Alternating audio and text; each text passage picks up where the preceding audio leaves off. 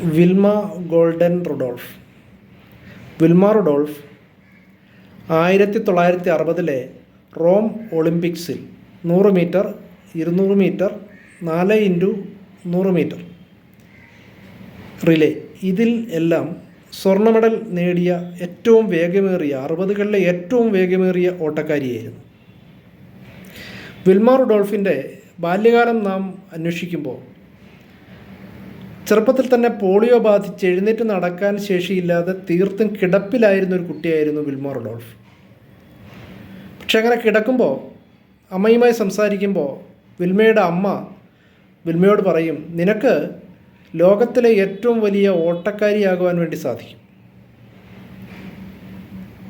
Wilma കിടക്കുന്ന കിടപ്പിൽ ചിന്തകളിൽ അവർ ഒളിമ്പിക്സിൽ ഓടുന്നത് ചിന്തിച്ചു കൊണ്ടേയിരുന്നു.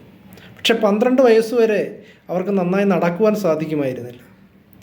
ഓർത്തോപീഡിക് ഷോസ് ഉപയോഗിച്ചിട്ടാണ് അവർ നടന്നിരുന്നത്. ആദ്യമൊക്കെ നടക്കുമ്പോഴും ഓടുമ്പോഴും അവർ കാല് പിണഞ്ഞ് വീണുപോകുമായിരുന്നു.